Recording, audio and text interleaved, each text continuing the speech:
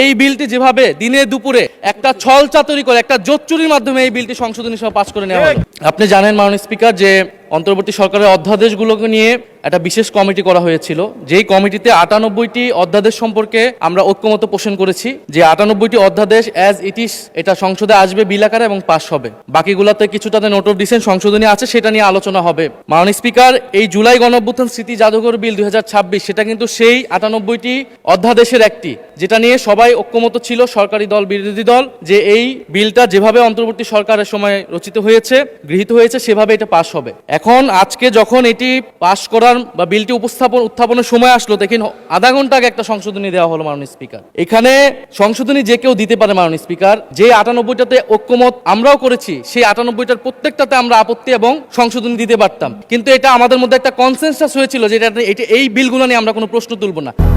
200-র বেশি সার্ভিস ও ফিচারে লেনদেনের সব বিকাশ অ্যাপে সম্ভব। এ কারণে কিন্তু মাননীয় স্পিকার সেই সব প্রত্যেকটা বিলে কিন্তু আমরা হ্যাঁ বলেছি, আমরা ঐক্যমত দিয়েছি। কিন্তু সরকার দল আজকে এটা আপনার সামনে এটা কিন্তু রাজনৈতিক সমঝোতা ভঙ্গ করা হলো, কনসেনসাস ভঙ্গ করা হলো। তাহলে এই বিশেষ কমিটি যেটা করা হয়েছিল সেই কমিটির কোনো প্রয়োজন ছিল না। আমরা জানি সরকারি দল চাইলে যে কোনো আইন যে কোনো বিল তারা উপস্থাপন করতে পারে, সংশোধনী আনতে পারে, পাশ করতে পারে, তাদের সেই মেজরিটি রয়েছে। বিরোধী দলের হা না আসলে এখানে কোনো মূল্য নেই। কিন্তু আমরা এখানে কেন আছি? আমরা এখানে আছি যাতে আমাদের আপত্তি থাকলে জনস্বার্থের বিষয়ে আমরা কথা বলতে পারি। সেই কথা বলার সুযোগ যদি না দেওয়া হয়, এই বিলটি যেভাবে দিনে দুপুরে একটা ছল চাতুরি করে একটা জোচ্চুরির মাধ্যমে এই বিলটি সংশোধনী সভা পাস করে নেওয়া হয়। মাননীয় স্পিকার, এটা আমরা প্রতিবাদ জানাচ্ছি।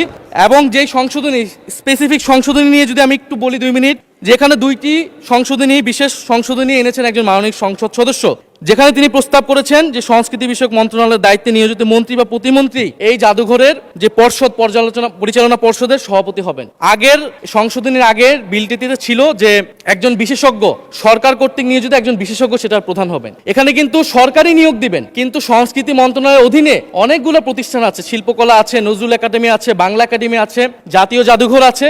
এই প্রতিষ্ঠানগুলো কিন্তু এটা মাননীয় স্পিকার, আপনি যেমন রেওয়াজের কথা বলেন, এটাও কিন্তু রেওয়াজ, এখানে বিশেষ সংশ্লিষ্ট ব্যক্তি যাদের সাহিত্য, ইতিহাস, সংস্কৃতি এক্সপার্টাইজ আছে বা জাদুঘর নিয়ে এক্সপার্টাইজ আছে, তাদেরকে সেই দায়িত্বগুলো দেওয়া হয়। সেই ধারাবাহিকতাতেই জুলাই গণঅভ্যুত্থান স্মৃতি জাদুঘর এটা কিন্তু কোনো শাখা জাদুঘর না, এটা একটা স্বতন্ত্র একটা বিশেষায়িত জাদুঘর। যেই জাদুঘরের গঠিত হওয়ার সময় সকল পক্ষের মতামত নেওয়া হয়েছে, যেই জাদুঘরের স্মৃতি কথাতেও সকল পক্ষের পুরা, আমাদের শুধু গণ অভ্যুত্থানের নয়, আমাদের গত 16 বছরের ফ্যাসিবাদ লড়াইয়ের স্মৃতিগুলো নেওয়া হয়েছে, সবকিছুই সেখানে আছে। কিন্তু এখন যদি মন্ত্রীকে সেখানে বসানো হয়, প্রথমত এটা রেওয়াজ ভঙ্গ করা হয়, দ্বিতীয়ত এটা যে আমরা যেই সরকারের, বর্তমান সরকারের প্রবণতা দেখছি বাংলাদেশের সকল প্রতিষ্ঠানকে দলীয়করণ করা, সেটারই একটা ধারাবাহিকতা মাননীয় স্পিকার।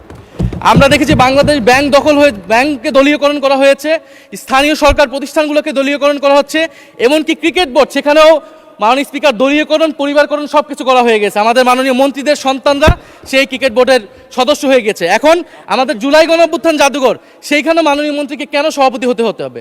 সেটা তো মন্ত্রণালয়ের অধীনে একটি প্রতিষ্ঠান। আর দ্বিতীয় যে সংশোধনী, যে সরকার চাইলে যে কাউকে বাদ দিয়ে দিতে পারবে।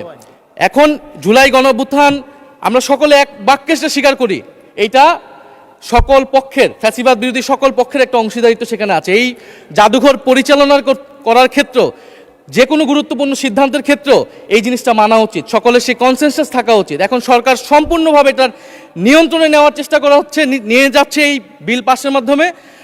ফলে আমি আপনার কাছে এটার অনুরোধ জানাবো, আহ্বান জানাবো সরকারের প্রতিও, যে এই সংশোধনী বাদ দিয়ে এটা এখনই যেইভাবেই এটা বিল ছিল, যে ঐক্যমত হয়েছিল বিশেষ কমিটিতে, সেই অনুযায়ী যাতে এই বিলটি আবার পাস করার ব্যবস্থা করা হয়, বা সেই অনুযায়ী আইন অনুযায়ী ব্যবস্থা গ্রহণ করা হয় মাননীয় স্পিকার। আর না হলে আমাদের এখানে থাকার কোনো দরকার নেই। সরকারের নজিরবিহীন যেভাবে দলীয়করণ চলতেছেন প্রতিষ্ঠানগুলোকে, আমাদের দেশে প্রতিষ্ঠানগুলো এই কারণেই দাঁড়ায় না, কারণ সরকার, তার দল, তার গুন্ডা বাহিনী, রাজনীতিবিদ সবকিছুকে তার নিয়ন্ত্রণে কেন থাকতে হবে? মাননীয় স্পিকার, আপনাকে ধন্যবাদ।